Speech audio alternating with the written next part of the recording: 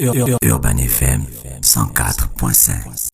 Urban FM 104.5. Vous êtes sur les 104.5 Urban FM, la station urbaine avec les PB. Les PB, bonjour. Bonjour Dafoche. Comment tu vas ce matin? Ça va très bien. Ok. Alors, on va parler de la disparition de la loi, c'est ça? Oui, c'est ça.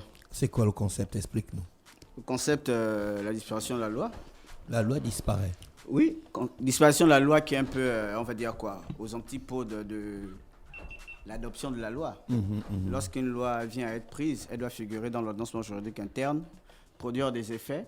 Et une fois le corps social, à travers le législateur, constatant que les dispositions qui étaient contenues dans une loi ne peuvent plus garantir une vigueur, une coercition, au fait, assurer la quiétude du corps social, elle sera appelée à disparaître. Voilà. Est-ce qu'on est dans le cas avec l'affaire de la dot qui a fait le bruit le week-end? J'en viens. Je savais que tu devais anticiper. Tu aurais dû me laisser dans... Non, vas-y, explique. Voilà. Maintenant, dans les mots de disparition de la loi, il y en a deux types. Il y a un principe qui est formel, celui qu'on appelle l'abrogation.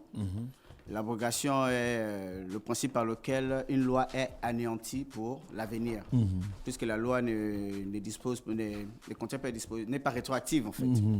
Dès qu'une loi est prise, elle doit disposer en principe. La loi n'est pas rétroactive. Voilà, elle n'est pas rétroactive par principe. Par principe, parce qu'il y a des exceptions. Oui, il y a des exceptions en matière contractuelle et pénale. Et pénale, par exemple, dans le cadre de la loi pénale qui contient des dispositions plus douces. Doit nécessairement, sa subsistance doit être garantie. Qu'est-ce qui se passe alors dans la disparition de la loi? L'abrogation, j'ai expliqué, c'est un acte formel. Donc l'abrogation entraîne l'anéantissement, sinon la disparition de la loi, soit totalement, soit partiellement. Quand l'abrogation est totale, ça veut dire qu'on prend une nouvelle loi qui va carrément anéantir la précédente loi dans la même matière. Et lorsque l'abrogation est partielle, il va s'agir beaucoup plus d'une modification substantielle de certaines dispositions de la loi. D'accord. Donc on dit que l'abrogation, elle est partielle. On modifie juste quelques dispositions.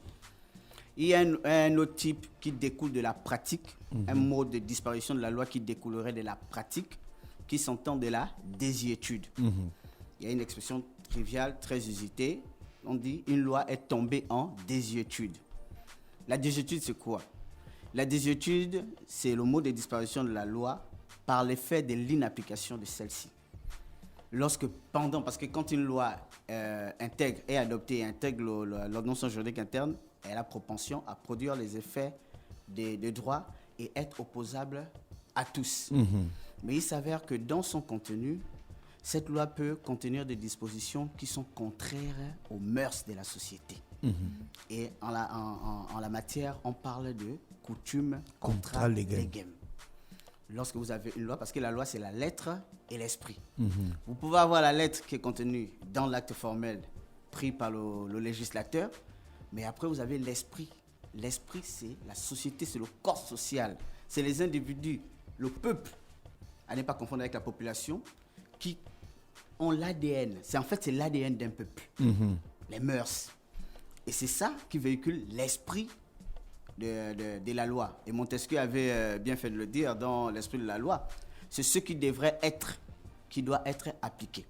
Et quand vous en arrivez à ce niveau-là, plus que les mœurs qui constituent l'esprit de la loi s'inscrivent comme l'âme, sinon l'ADN d'un individu, si vous prenez un acte formel qui va à l'encontre de ces principes naturels, entre autres, vous allez nécessairement vous opposer à une résistance farouche, une résistance même douce. Inconsciemment, les gens auront tendance à se comporter d'une manière peu attendue au regard de ce que la loi avait prévu. Et c'est ce qui découle vraisemblablement de la loi, je veux dire de la suspension ou encore de la méconnaissance de la loi 20/63 du 31 mai 1963 portant interdiction de la dot. Bon, je ne sais même pas pourquoi est-ce qu'on a intitulé ça interdiction de la dot, parce que vraisemblablement lorsque je parcours cette loi qui n'a que 7 articles, il y a 2 objets principaux qui sont mis en exergue.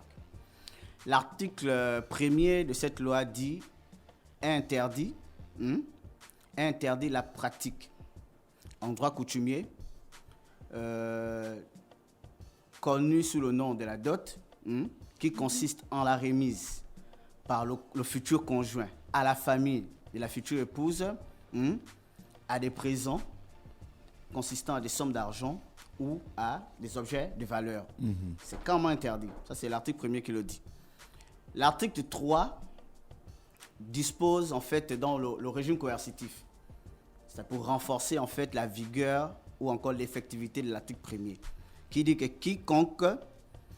quiconque enfreindra les dispositions de l'article 1er, soit en exigeant ou en acceptant, soit en remettant ou en promettant des présents en argent ou en nature, sera passible d'un emprisonnement de 3 mois à 1 an et d'une amende de 36 000 à 360 000 francs ou de l'une de ces 2 peines seulement. Beaucoup ont pensé que c'était seulement par rapport aux sommes d'argent et non Non, les objets en valeur, oui, c'est des présents. Autre chose que je voulais soulever, qui m'a frappé, on dit ceci dans l'article 1er, l'interdiction de la dot est faite lorsqu'on remet, est considéré comme dot l'ensemble des cadeaux qui sont remis à l'occasion du mariage. Cet aspect-là constitue même déjà une limite à la mesure législative qui a été prise. Ça veut dire que si je reçois des cadeaux ou si je donne des cadeaux, je remets des cadeaux en dehors de l'aspect solennel même de la célébration du mariage, ce n'est pas considéré comme la dot. Parce qu'on dit l'interdiction est faite pour toute remise de cadeaux ou d'objets de valeur ou des sommes d'argent fait à l'occasion du mariage, exclusivement. Si c'est fait en dehors, ce n'est pas considéré comme la dot. Donc on peut dissocier le mariage coutumier de la dot. Le mariage coutumier est un élément de solennité de la dot. Oui, mais est-ce qu'on peut maintenant différencier, faire la cérémonie d'une part et remettre la dot à côté? Justement, tu sais que je disais, un bon juriste trouve toujours le moyen de contenir une loi. Voici une mesure qui permettrait fabuleusement de contenir cette difficulté. Puisqu'on dit que c'est l'interdiction est faite, consiste à remettre des cadeaux ou des sommes d'argent, des présents ou des sommes d'argent pendant la célébration du mariage, donc à l'occasion du mariage. Ça voudrait dire que si je les reçois ou si je les donne en dehors de cette occasion-là, ce n'est pas considéré comme la dot. Tu fais comme ceux qui font le mariage de la nuit. Tu donnes d'abord l'argent et les cadeaux la nuit et le matin, vous faites juste une cérémonie solennelle. Et autre chose que j'ai remarqué en lisant même cet article 3-là, je me suis rendu compte qu'elle faisait l'objet, elle était pour ma part incohérente, parce qu'elle condamnait indistinctement chacune des parties. Vous êtes un homme, vous voulez prendre pour épouse la fille de quelqu'un. Celui-ci vous donne pour condition d'avoir à lui fournir une dot. La condition pour avoir sa fille, c'est fournir la dot. Il vous l'exige. À partir de quel moment on peut vous condamner au même titre que lui quand on sait que sur le poids du harcèlement ou encore du chantage, vous ne pouvez pas obtenir ce que vous voulez? Et là, moi, je pense que le législateur a failli lorsqu'il met sur un pied d'égalité celui qui exige la dot et celui qui la remet. La sanction ne devait pas être la même. Parce que moi, quand je viens, on dit toujours la main qui demande est en deçà de celle qui exige. Ouais. On ne peut pas condamner les gens de la même façon. On vous condamne parce que vous avez remis la dette, on vous condamne de la même façon que celui qui a exigé. Je pense qu'il faut voir avec les historiens le contexte dans lequel le législateur était en 1963 pour pouvoir voter cette loi. Nous, on parlait de la disparition de la loi et donc tu nous expliquais 2 concepts. L'abrogation et la désuétude. D'accord. Merci Gilles PB avec nous ce matin sur les 104.5 Urban FM, la station urbaine dans Luda Fresh Morning. Restez connectés dans quelques minutes. L'horoscope des auditeurs. Vous êtes sur les 104.5 Urban FM, la station urbaine et vous écoutez Luda Fresh Morning. Urban FM 104.5.